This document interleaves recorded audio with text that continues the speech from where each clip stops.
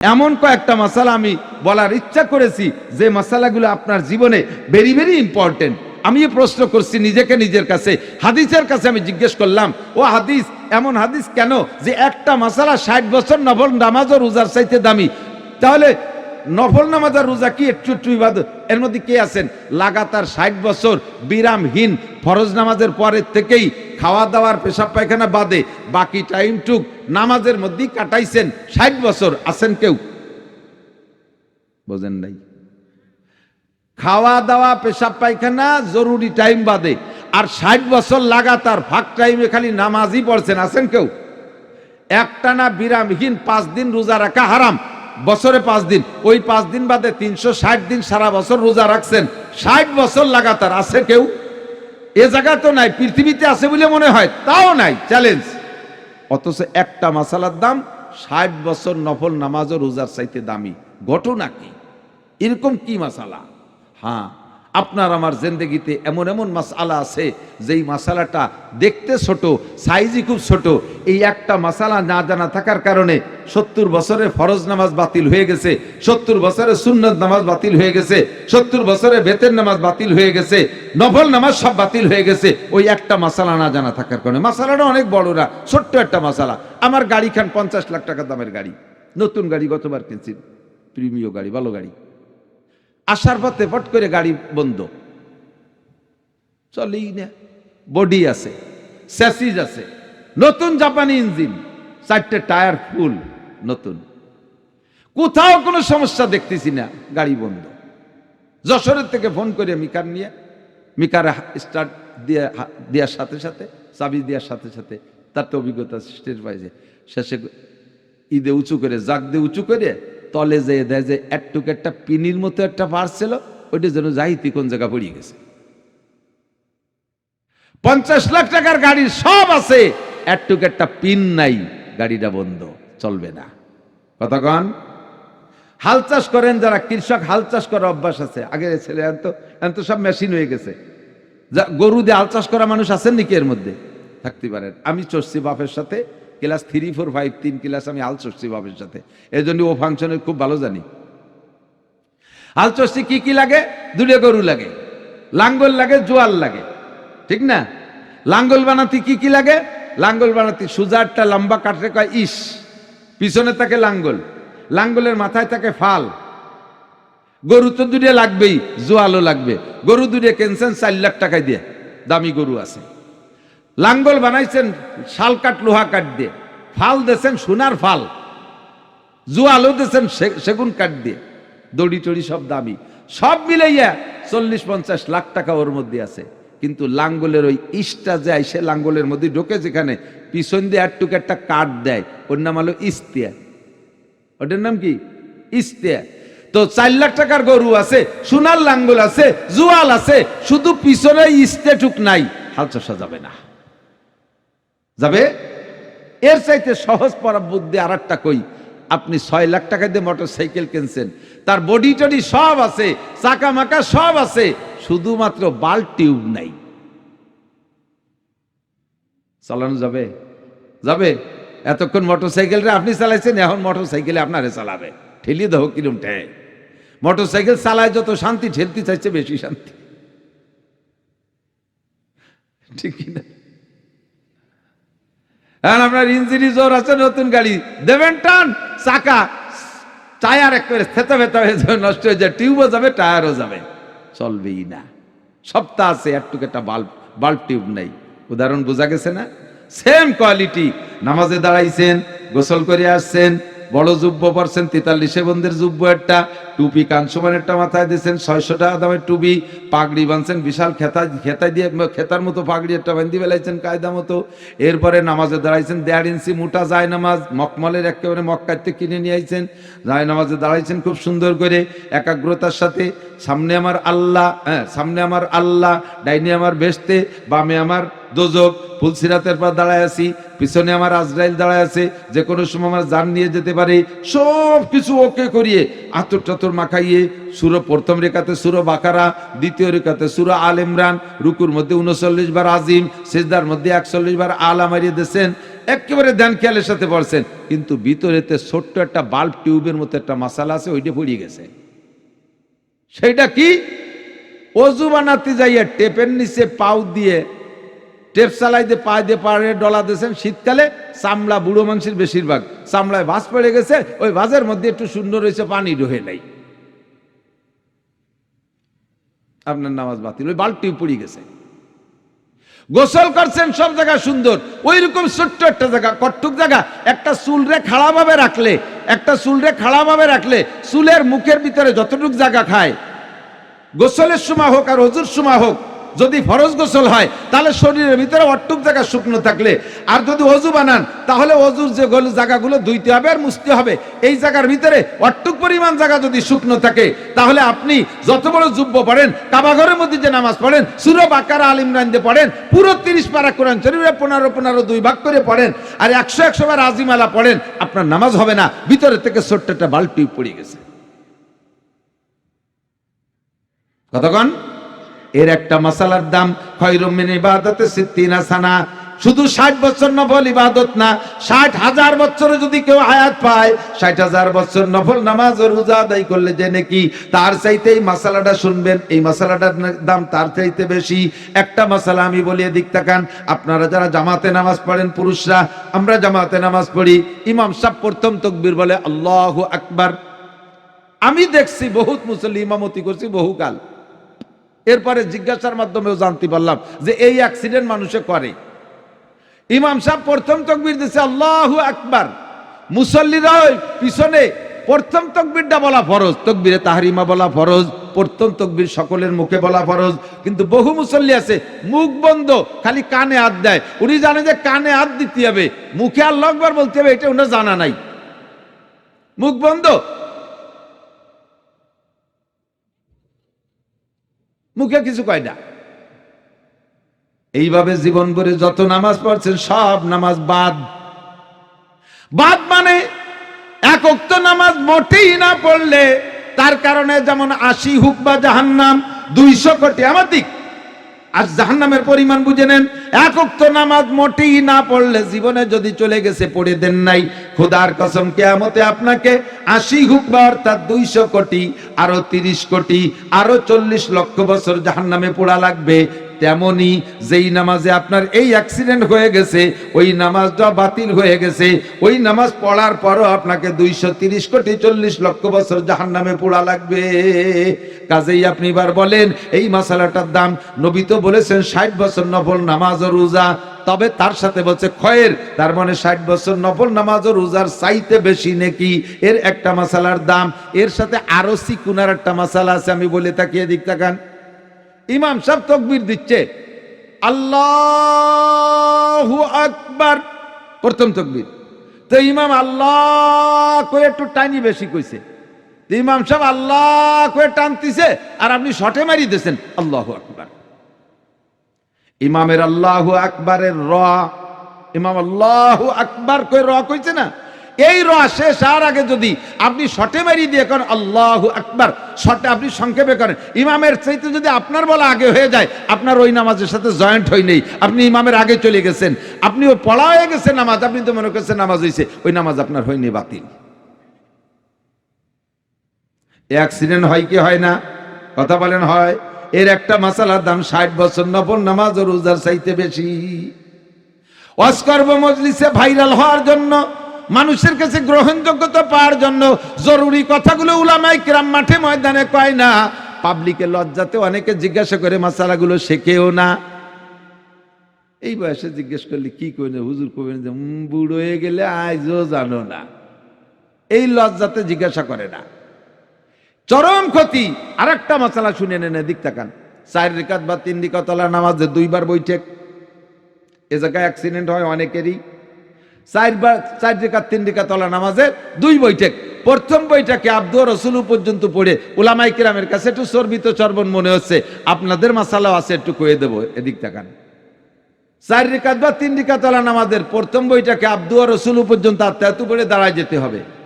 ভুলক্রমে যদি মনের অজান্তে আব্দুর রসুল পড়ে দুরূদ শরীফের মধ্যে ঢুকে পড়েন, যদি কমপক্ষে এতটুকু পড়েন আল্লাহুম্মা সাল্লি আলা মুহাম্মাদ, দুরূদ শরীফে একটু পড়ে ফেলাইছেন। ওয়াজিব তরক হয়ে গেছে, সৌসিজদা ওয়াজিব হয়ে গেছে। এবার উঠে দাঁড়াইয়া বাকি 1-2 রাকাত যা আছে পড়িয়া শেষ বইটাকে যাইয়া আপনি ডান দিকে আত্মায়াতু পড়িয়া ডান দিকে একটা সালাম ফিরাইয়া এরপরে 2টা সিজদা দিয়ে উঠে বসে আবার আত্মায়াতু শুরু থেকে শেষ পর্যন্ত পড়বেন। একে বলা হয় সৌসিজদা। ওই যে ভুলটুক করে ফেলাইছেন ওর সমাধান হবে সৌসিজদার মাধ্যমে। কমপক্ষে আল্লাহুম্মা সাল্লি আলা মুহাম্মদ এতটুকু যদি পড়েন আর যদি শেষ পর্যন্ত পড়ে ফেলেন তাও একই অপরাধ। একে বলা হয় ওয়াজিব তরক। নামাজে 14টা ওয়াজিব আছে, 1টা 2টা 3টে 5টা ওয়াজিব যদি ভুল করবে ছুটে যায় তাহলে সৌসিজদা দিলি তার সমাধান হয়। এই মাসালা জীবনে আপনার জানা নাই। আল্লাহু আকবার। মসজিদের ইমাম সাহেব, আপনাদের মসজিদের ইমাম সাহেব মাঝে মাঝে নামাজে সৌসিজদা দেয় দেয় না? দেয় না? দেয়, মাঝে মাঝে দেয়। হুজুর নামাজে দাঁড়ায় কত সতর্কতার সাথে, একটু শোনেন।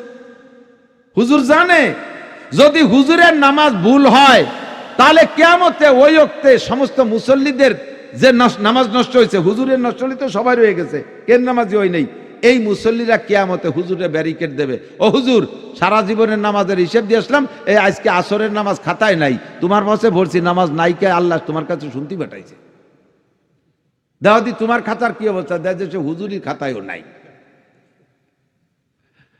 ফেরেশতারা বলে আল্লাহ ইমামেরই তো সে আসরের নামাজ নাই, কে থাকলো না কে? ইমাম সাহেবরে জিজ্ঞেস করলে, এই মিয়া তুমি নামাজ পড়ো, আসরের নামাজ পড়ো নাই? ইমামতি ওরা নামাজ পড়ো নাই? নামাজ পড়ি মানে আমিও পড়ছি, যে আমার মুসল্লিরাও সবাই তো একসাথে পড়ছে, আমি ওকে সাক্ষী, ওরা আমার সাক্ষী। ঠিক আছে তো? মুসল্লিরা কয় আল্লাহ উনি ভরাইছে, আর ইমাম কয় যে আমি ভরাইছি, ওরা পড়ছে, তাই খাতায় লেহিনে তোমার ফেরেশতারা ভুল করছে। ফেরেশতারা কয় শাট আপ, আমরা ভুল করি না, আমাদের নাম কিরামান কাতিবিন, সম্মানিত সহি লেখক, ভুল করলে পার আল্লাহ এই উপাধি আমাদের দিত না। তোমার নামাজ ওই নেই কেন? ইমাম সাহেব গেছিল এক জায়গা মিলাদ পড়তে, আগে তো অজু বানানো যায় মনে জোহরে অজু, ওই মিলাদ পরে খাইয়ে দিয়ে মিলাদ পড়াই টড়াইয়ে এর মধ্যে আসরে আজান দিয়েছে, ফাঁকে যে বাই ছুটে গেছে সে ছাতা মনে নেই, উনি মনে আছে সেই অজু রয়েছে, সে নামাজ পড়াই দিয়েছে। তো নামাজ মারতো ইমামের রই নেই তো কে রই নেই। এবার মুসল্লিরা আন্দোলন করবে, মানি না, মানবো না, ওই হুজুরির কাছে নামাজ চাই, ওরে জমের খান খাওয়াইছি, নিজে না খাই ওরে বেতন দিছি, এরপরে যেদিন আমাকে বাড়ি খাবার সেদিন কত কিছু কিনে খাওয়াইছি, আর আজকে এত বড় মার দিয়ে ছাড়িয়ে দিচ্ছে হুজুরির কাছে বেতন, বেতন ফেরত চাই না নামাজ চাই। আল্লাহ ফেরেশতাকে বলবে এই পাবলিক ঠেও আগে, পরে হুজুরের দরবারি পরে কিভাবে টাকাবো? কয় হুজুরির আমল নামাজ থেকে প্রত্যেক একা ওয়াক্ত নামাজ দিয়ে দাও, পাবলিকরে ফাটাই দাও বেচতে। এরপরে হুজুর হুজুরে ওই যে কয়েক তো গ্যাপ হয়ে গেল, একা কক্তের জন্য 230 কোটি 40 লক্ষ বছর করে পোড়াইয়ে পরে হুজুরে পাঠাও, বেতন কয়েন দিয়ে বাইরে দেহায় ছাড়ি দিবে। বেতন খাইছো আর ডিম খাইছো, হুজুর মিলাদ খেয়ে বেড়েছে। এত বড় বিপদ সব হুজুর জানে, সব ইমাম জানে। তাহলে ইমাম কত ভয় নিয়ে সতর্কতার সাথে নামাজে দাঁড়ায়। এরপরও মাঝে মাঝে ইমাম সাহেব সজদা দেয় কি দেয় না? আমি কোনো পাবলিকরে খুব একটা সজদা দিতে দেই না, পাবলিকরে সজদা দিতে দেই না। তো হুজুর এত সতর্কতার সাথে দাঁড়াইয়া ভুল হয়ে যায়, সজদা দেয়। আপনার কি ভুল হয় না? আপনার কি ভুল হয় তাই আপনি জানেন না। বাড়ির মহিলাকে কয়দিন সজদা দিতে দেখছেন? কোনোদিনও দেখেন নাই। তারা কি ভুল করে না? কি ভুলে সজদা দিতে হবে এইটাই জানে না। এজন্য হুজুর বলেন তালাবুল ইলমি ফরিদাতুন আলা কুল্লি মুসলিমিন ওয়া মুসলিমাত, দ্বীনি ইলম শিক্ষা করে ইমান এভরিবডি, নারী আর পুরুষ সকলের উপরে ফরজ। আল্লাহ পাক বলেন কুল হাল ইয়াস্তাবিল্লাযিনা ইয়ালামুনা ওয়াল্লাযিনা লা ইয়ালামুন, জাননেওয়ালা আর না জাননেওয়ালা কোনোদিন সমান হইতে পারে না। জাননেওয়ালার মর্যাদা কি? আল্লাহ কয় ইরফাইল্লাহুল্লাযিনা আমানু মিনকুম ওয়াল্লাযিনা উতুল ইলমা দারাজাত, তোমাদের মধ্যে যারা জাননেওয়ালা ঈমানদার তাদের মর্যাদা সবচাইতে বেশি, তারা সর্বোচ্চ সম্মানের অধিকারী, মর্যাদা সম্পন্ন। কাজী জাননেওয়ালা না জাননেওয়ালা সমান হইতে পারে না, জাননেওয়ালার নামাজ আর না জাননেওয়ালার নামাজ সমান হইতে পারে না। যারা নতুন নতুন নামাজে যায়, মসজিদে যাইয়া অবশ্যই আর একজনের নামাজ চোখ কাট করে নকল করে, উনি কিরম পড়ে এরম কাট করে চায়। তো পাশের জন নামাজের মধ্যে আত্মে আত্মীয়, তার তো অভিজ্ঞতা আছে, জানা আছে। এই আসাদু আল্লাহ ইলাহা ইল্লাল্লাহ কোশ আঙ্গুল উঠতে না, প্রথম দিন দেখছে তা মনে আছে মাসি টাসি পড়ছিল নি, কিন্তু আঙ্গুল উঠছে। পরে খেয়াল হয়ে যে পিরাই জন এই করে, কিন্তু কোন আঙ্গুল যে ভালো ওইটা মনে নাই। তা নামাজের মধ্যে বসে আঙ্গুল সব কাটে এক একবার উঠছে। আল্লাহ কয় নামাজের মধ্যে হারমোনিয়াম বাজাতিয়েছে সূরা আঙ্গুল এইটা উঠতে হবে, কোন সময় তা না জানি তুই উঠে দিকেছিস কে? জানা দরকার আছে না নাই? আশহাদু আল্লাহ আর সুবাহ এই আঙ্গুলকে উঁচা করা মুস্তাহাব, না উঠাইলে সগীরা কবিরা কোনো গুনাহ হবে না, নামাজের চুল পরিমাণ কোনো ক্ষতি নাই। তবে উঠোনো যদি অনিয়ম হয়ে যায় তাহলে আবার মাকরুর গুনাহ হবে, কমপক্ষে সগীরা গুনাহ হবে। উঠোনোর নিয়ম আমার দিক তাকান, এদিক তাকান, প্র্যাকটিক্যালে বলছি, আজকে ওয়াজ করবো, সাথে ওয়াজ দেখায়ও দেবো। আমার দিক তাকান, হাত এরম থাকবে, আত্তাহিয়াতু লিল্লাহি ওয়াস সালাওয়াতু ওয়াত তাইয়্যিবাত, আসসালামু আলাইকা আইয়ুহান নবী ওয়া রাহমাতুল্লাহি ওয়া বারাকাতুহু, আসসালামু আলাইনা ওয়া আলা ইবাদিল্লাহিস সালিহিন, আশহাদু আল্লা। এই সময় এই বৃদ্ধাঙ্গুলার মাঝের বড় আঙ্গুলের মুখ এক জায়গা, এই দুই আঙ্গুলও মুঠ হয়ে যাবে। এই আঙ্গুল্লা আশহাদু আল্লাহ ইলাহা পর্যন্ত উচ্চা, ইল্লাল্লাহ বলে নামাইয়া বৈঠকের শেষ পর্যন্ত এরকম রাখবেন। প্রথম বৈঠক হলে তৃতীয় রিকাতে উঠার আগ পর্যন্ত, আর শেষ বৈঠক হলে সালাম ফিরানো পর্যন্ত হাত এইরকম রাখবেন। আশহাদু আল্লাহ ইলাহা ইল্লাল্লাহ কে হাত টান টান করলে মুস্তাহাবের খেলাফ হবে। না উঠোনই ভালো ছিল, আপনি অনিয়ম উঠাইছেন, জানা দরকার আছে না নাই? কথা বলেন, আছে না নাই? এই জন্য বলা হয় হালিয়াস্তাবিল আমা হালিয়াস্তাবিল্লাযিনা ইয়ালামুনা ওয়াল্লাযিনা লা ইয়ালামুন। বহু মহিলা আছে নামাজে দাঁড়াইতেছে, নামাজে দাঁড়ায়, মহিলাদের পয় পরিষ্কার নেওয়ার একটা মাসালা আমার বলা লাগে। তো ছোট দুধের বাচ্চা কোলে শুয়া, কোলের মধ্যে পেশাব করিতেছে, আজ দিয়ে এরকম কোষ মাইরে ফেলাই দিয়ে একটু পানি ছিটাই দিয়ে নামাজে দাঁড়াইছে। আবার কি এলেন, ওই যে আপনার বাচ্চা কোলে পেশাব করেছে, ও ফেরেশতা। ফেরেশতা ফেরেশতাই তো পেশাব পায়খানা করেন, আপনাদের দিয়ে ফ্যাস ফ্যাস করে মারতি তালে রয়েছে। কিরকম ফেরেশতা? ফেরেশতার সংজ্ঞা শোনেন, ফেরেশতা কি? আল মালাইকাতু জিসমিন নূর, হলো নূরের একটা বডি। লা ইয়াকুলু ওয়া লা ইয়াশরাবু, খায়ও না পানও করে না। লা ইয়াগুতু ওয়া লা ইয়াবুলু, পেশাব পায়খানা করে না। লা ইয়ানামু ওয়া লা ইয়াস্তাইকিজু, ঘুম যায় না, সজাগ হয় না। লা ইয়ালিদু ওয়া লা ইউলাদু, জন্ম নেয় না, জন্ম দেয় না। এইটা হলো ফেরেশতা। আপনারা যদি জম্মের মতো আশের মতো গলা সমান গেলছে, ফেরেশতারা তো খায় না, তা আপনারটা খাইলো। ফেরেশতারা পেশাব পায়খানা করে না, আপনারটা দি করে। তাহলে এরা ফেরেশতা হলো কোন দিক দিয়ে? ফেরেশতা এক দিক দিয়ে, সেটা হলো ফেরেশতাদের গুনাহ নাই, আপনার বাচ্চারও গুনাহ নাই, মাত্র একটা দিক, বাকি আর কোনো দিক সে ফেরেশতা না। ওর পেশাব পায়খানা সম্পূর্ণ নাপাক, কোলের মধ্যে পেশাব করছে, হাত দিয়ে কোষ মেরে ফেলাই দিয়া পানি ছিটেতে দাঁড়ায় গেলে হবে না। ওই কাপড় যদি অতিরিক্ত আলাদা ভালো কাপড় থাকে, ওইটা খুলে ফেলাই দিয়ে নতুন কাপড় পরেন। যদি কাপড় না থাকে, যতটুকু পেশাব করছে ওইটুকু সুন্দর করে ধুইয়ে এরপরে আপনি ভিজে কাপড় পরেই নামাজ পড়েন, তাতে দোষ নাই, ওইটুক ধুইতে হবে। এবার কাপড় চুয়াইয়া যদি কাপড় ভেদ করে যদি গায়ে পেশাব লেগে থাকে, ও গা ওই জায়গা ধুইতে হবে, গা সেই জায়গা ধুইতে হবে। মহিলারা এই জায়গা চরম অলসতা করে, মহিলারা আর একটা জায়গা নাপাক থেকে যায় তাদের, সেটা হলো মহিলারা হাতে নখ পালিশ ব্যবহার করে।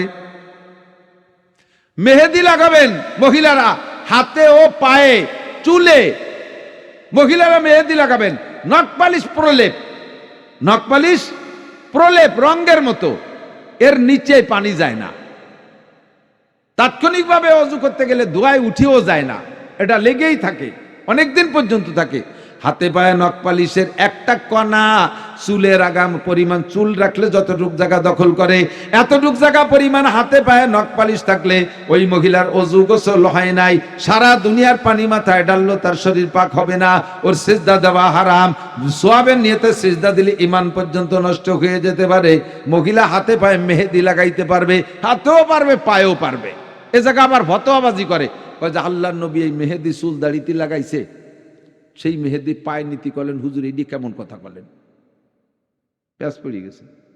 একজন রাস্তায় যে যাইতেছে, আল্লাহ, রাস্তায় মাঝে মাঝে দেখবেন ছাগলের খুঁটো ওই পাশে গাড়া, আর ছাগল ওই পাশে ঘাস খাইয়ে ফিরে ওই ধারে যে ঘাস খাচ্ছে, রশিটা রাস্তার উপর দিয়ে টানানো। আশেকে রসুল, বিশ্ব আশেকে রসুল, সে ওই দিয়ে এসে ছাগলের দড়ি কিভাবে ডিঙ্গেবে নিচে দিয়ে খেজুরি কাটা বড়ের কাটার মধ্যে দিয়ে ঘুরিয়ে তারপরে বসে গেছে। প্রিয়ল লিখেন, এত কষ্ট লিখেন, কয় যে আল্লাহর নবী এই ছাগল পালতেন, আর ছাগলের রশি হুজুর কাঁধে করে ঘুরতেন, আর সেই রশি আমি ডিঙ্গে যাব। কি মোহাব্বত! তো তুই যে দাড়ি রাখিস না, নবী দিয়ে দাড়ি রাখতো, তা দাড়ি রাখিস না, দাড়ি কাটিস কে? তুই এত বড় আশেকে রসুল, ছাগলের দড়ি ডিঙ্গে তুই আর ডিনে, নবী দাড়ি রাখতো, তুই দাড়ি কাটিস কে? আস্তাগফিরুল্লাহ, কি বলেন কি? যেই নবী আল্লাহ যেই দাড়ি নবী রাখছেন ওই দাড়ি আমার মুখে শোভা পায়? যেই দাড়ি আল্লাহর রাসূল রাখছে ওই দাড়ি আমার মুখে শোভা পায়? বলে হ্যাঁ তা ঠিক, সে দাড়ি তোমার মুখে শোভা পায় না, তোমার মুখে দুটো জুতোর বাড়ি শোভা পায়। এর এই কোয়া লাগে কিনা কথা। নবী হাতে চুলে দাড়িতে মেহেদি লাগাইতেন, এই মেহেদি আপনারা হাতে পায়ে লাগানোর অনুমতি শরীয়তে দেশে। আপনি ফতোয়াবাজি করতে আসেন না, যদি ফতোয়াবাজি করতে আসেন তালিবার ধরা খেয়ে যাবেন। নবী মাথায় তেল লাগাইতেন, দাড়িতে তেল লাগাইতেন, হুজুর চুল দাড়িতে তেল লাগাইতেন। তো মেহেদি হুজুর চুল দাড়িতে মেহেদি লাগাইতেন, চুল দাড়িতে তেলও লাগাইতেন। তো চুল দাড়িতে মেহেদি লাগাইতেন বিদায় সেই মেহেদি পায়ে লাগাবেন না। নবী তো চুল দাড়িতে তেল মাখাইতেন, সেই তেল আপনি কদ্দুর মাখান? উঁচু পাড়া নিচে পাড়া সব জায়গা। সে সময় বরান পড়ে আল্লাহ এই তেল নবী মাথায় নিতেন, আমি কিভাবে পাছায় লাগাই, কিভাবে পায়ে তেল লাগাই, তেল পায়। কাজেই বেশি মাতুবাড়ি হতে যাবেন না। মহিলারা আটা বানায় আর রুটি বানায়, আটা সেনে না, আটা সেনতে যে নখের ভিতরে আটা ঢুইকে যায়। রুটি বানাইতে বানাইতে বানাইতে চুলার তাপে আগুনের তাপে ওই নখের ভিতরে আটা শুকাইয়া যায়। ওই আটারে ভালো করে বের না করে ওযু বানাইলে ওই শুকনো আটার নিচে ওযুর পানি যায় না, নামাজ হবে না, নামাজ হবে না। এই যে দেখেন নখের মধ্যে ছোট্ট একটু আটা, এতে আপনার নামাজ নষ্ট করে বেলাইছে। অথচ নামাজের বডি ঠিক আছে, বডি ঠিক আছে, 4 লাখ টাকা দামের গরু, সোনার লাঙ্গল সব ঠিক আছে, পিছনে ইস্তেমার খেয়ে গেছে, 50 লাখ টাকা দামের গাড়ি সব ঠিক আছে, ছোট্ট একটা পিন পড়ে গেছে, 6 লাখ টাকা দামের মোটর সাইকেল সব ঠিক আছে, শুধু বাল্টি পড়ে গেছে। এতে যেমন ওগুলো অচল হয়ে যায়, আপনার ওই রকম নখের মধ্যে আটা ঢুকে আছে, ওযু হয় নাই, আপনার নামাজ বাতিল। এর একটা মাসালার দাম 60 বছর নফল নামাজ ও রোজার চাইতে বেশি। কথা কোন ঠিক কি ঠিক না? আর একটা মশলা আমাকে পান খাওয়া লাগে, কই যে আমরা যারা পাইনু আছি, পাইনু আছেন না পান খাওয়া পাল্টি, পান খাইতে যাইয়ে চুন উঠোন নখ দিয়ে, নরম চুন হলি পারে উপরে উপরে থাকে, কিন্তু শক্ত একটু টাইট চুন হলি পারে কোটেতে উঠোতে গেলি নখের মধ্যে টাইট করে ঢুকে যায়। পান পান খাইয়ে এরপরে আটটা দিয়ে অজু বানায়, ওই ফাঁকে নখের ভিতরে চুন শুকোই রয়েছে, শুকনো চুনির তলে পানি যায়নি, ওই জায়গায় পানি পৌঁছানো ফরজ ছিল। এই ফরজ আপনার মায়ের গেছে, জীবন ভরে এইভাবে যত নামাজ পড়ছেন সেই নামাজগুলো বাতিল, ওগুলো আবার পড়তে হবে। এর একটা মাসালার দাম অনেক। আর একটা মাসালা বলি, মাঝে মাঝে যে জামাতে দেখবেন রুকুতি, ইমাম সাহেব রুকুতি আছে, পান্না জামাতে রুকুতি আমি চোখের সামনেই দেখি, একসাথে পেছে যাই, আমিও যাই, ইমাম যে জায়গা পাইছে আমার ডাইন পাশের জন্য সে সেইভাবে পাইছে যাইয়ে পাইছি। কোন হালাতে? ইমাম সাহেব আমি রুকুতি যাচ্ছি আর ইমাম সাহেব উঠে চলে আসতেছে, আমি এই রেখাতটা পাই নাই, রুকু পাইনি, আমি রুকু পাওয়ার পরিমাণ কি? ইমাম সাহেবের কমপক্ষে রুকুতে যাইয়া সুবহান রাব্বিল আজিম একবার পর্যন্ত পাইতে হবে। ইমামের সামি আল্লাহর সা কোয়ার আগে আপনার সুবহান রাব্বিল আজিম একবার বলে সারতে হবে, তাহলে রুকু পাইছেন, রাকাত পাইছেন। আর ইমাম উঠতেছে আর আমি আপনি যাচ্ছি, ওই রুকুটা পান নাই। সিজদায় গেলে যেতে পারেন সাথে, তবে ওই রাকাত আবার পড়া লাগবে সালাম ফিরানোর পরে। আমি তাই বললাম, আর পাশের জন তা পড়লো না, সে আমার আরো লুকমা দেয়, হুজুর নামাজ কালাম কিছু শেহেন নাই। ইমাম সাহেব উঠতে উঠতে তো আমরা রুকুতে গেছি, আপনি সে রেখাত আবার পড়লেন কেন? আমি কই তুমি কি সুবহান রাব্বিল আজিম ইমাম সামি আল্লাহ কোয়া লাগে একবার বলতে পারছো? কয়দিন আমি তো পরে বলি উঠছি, তো উনি একা একা বলি উঠছে। মাসালা আপনাকে জানতে হবে। রুকু পাইতে হলে এখন ইমাম সাহেবকে রুকুতি যদি পান, সুবহান রাব্বিল আজিম একবার পান, তাহলে রেকাতটা পাইলেন। আর রাকাতটা পাইলে রাকাতটার দাম হইছে কত? সালাম ফিরানোর পর ওই রাকাতটা যদি একা পড়তেন তাহলে এক রেখাতে সওয়াব পাইতেন। আর ইমাম সাহেব সালাম ফিরানোর রুকুর অবস্থায় যদি পেয়ে যান, রাকাতটা পেয়ে গেলেন, এক রেখাতের দাম 27 রাকাত। কন্যা সুবহানাল্লাহ। তাহলে আপনি রাকাতটা ধরার চেষ্টা করবেন। রুকু এখন কয় যে রুকু ধরবো কি রে, যে ইমাম সাহেব রুকুতে, আমার তো কত কাজ বাকি রয়েছে। কি কি?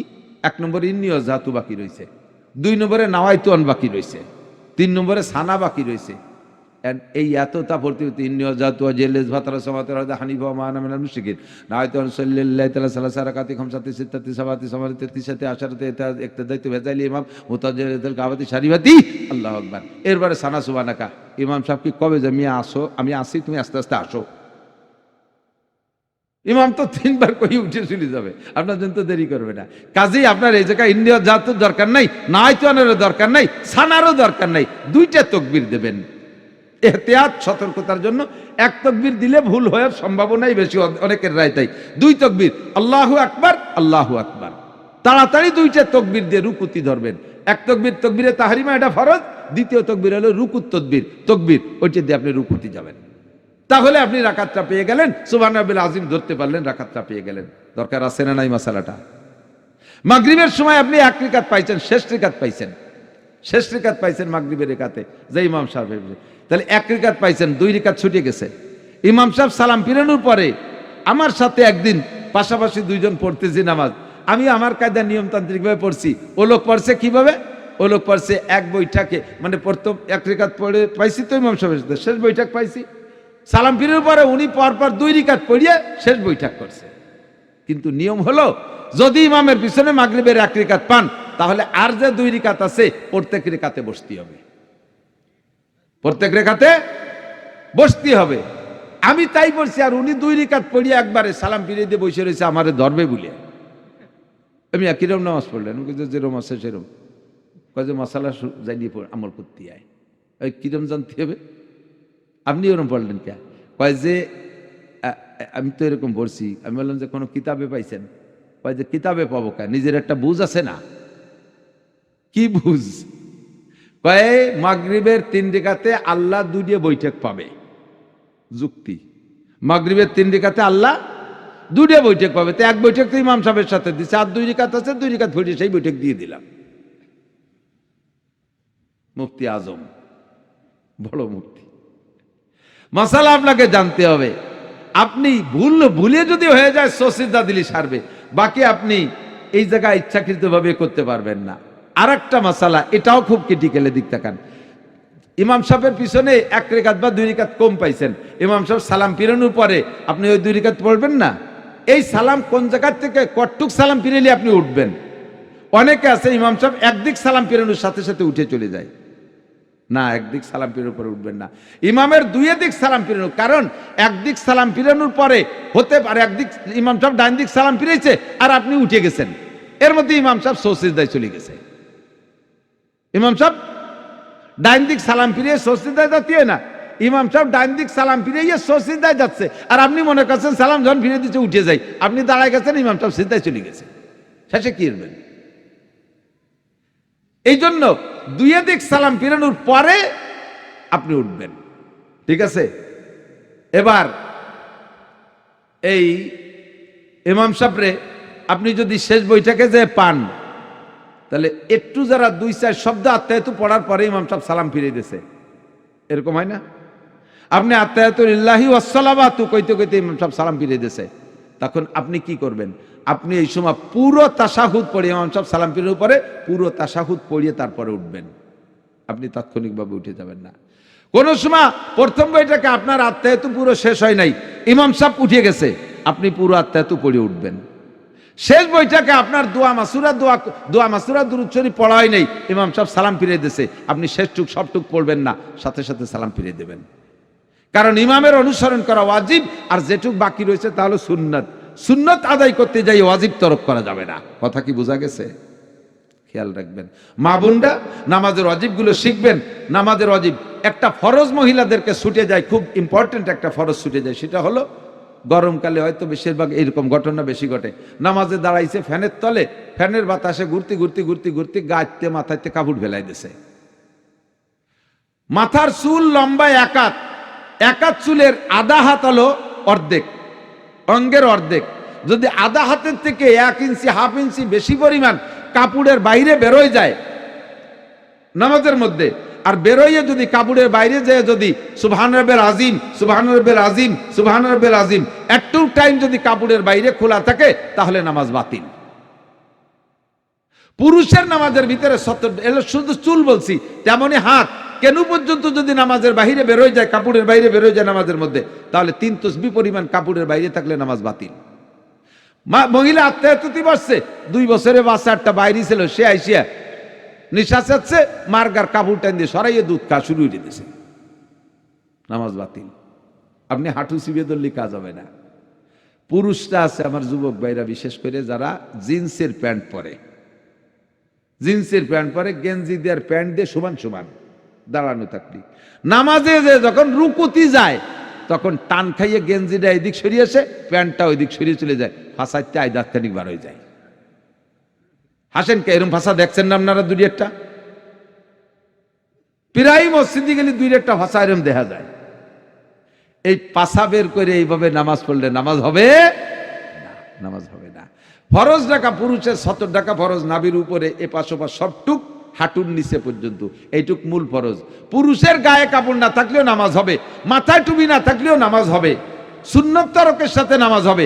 কিন্তু নাভির উপরের থেকে হাঁটুর নিচ পর্যন্ত একেবারে এপাশ ওপাশ সব পাশের যে কোনো সাইডে থেকে 1 ইঞ্চি আধা ইঞ্চি পরিমাণ বেরোয় যদি 3 তসবিহ পরিমাণ টাইম খোলা থাকে নামাজের মধ্যে, নামাজ বাতিল হয়ে যাবে। মাজলিসু ফিকিন খায়রুম মিন ইবাদাতি 60 সানা।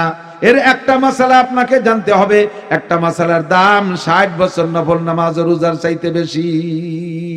ফদলুল আলিমি আলাল আবিদে কাফদলি আলা আদনাকুম। নবী পাক বলেন, জান্নেওয়ালা আর না জান্নেওয়ালার পার্থক্য কেমন? আমি আর আমার 100 লক্ষ সাহাবার ভিতরে সবচাইতে ছোট সাহাবার ভিতরে দূরত্ব যেমন, জান্নেওয়ালা আর না জান্নেওয়ালার মধ্যে এরকম দূরত্ব। কাজেই মাসালাগুলো আপনাকে শিখতে হবে, একদিনে সব শেখানো সম্ভব না। এর জন্য দাওয়াত ও তাবলীগের মেহনতের সময় লাগান, মসজিদের ইমাম সাহেবরে নিয়ে বসেন, প্রত্যেকের বাড়ি বাংলা বেশ তিজোর কিনে নেন। আহকামে জিন্দেগি হযরত মাওলানা হিমায়েত সাহেব দামাত বরকাতুল আলিয়ার লেখা আহকামে জিন্দেগি, এরপরে বাংলা বেশ তিজোর কিনে নিজে পড়েন, বাড়ির মেয়ে ছেলেদেরকে দিয়ে পড়ান। আসতেছে রমজান মাস, আসতেছে শবে বরাত, শবে বরাতে রাত্রে জেগে ইবাদত করবেন, দিনে রোজা রাখবেন। একটা রাত ইবাদত আর একটা রোজা, এ জায়গা রোজা দুইটা না, রোজা হবে একটা। রাতের বেলা ইবাদত, দিনের বেলা রোজা। হালুয়া রুটি কোনো ইবাদত না, গোস্ত খাওয়া খাই কোনো ইবাদত না।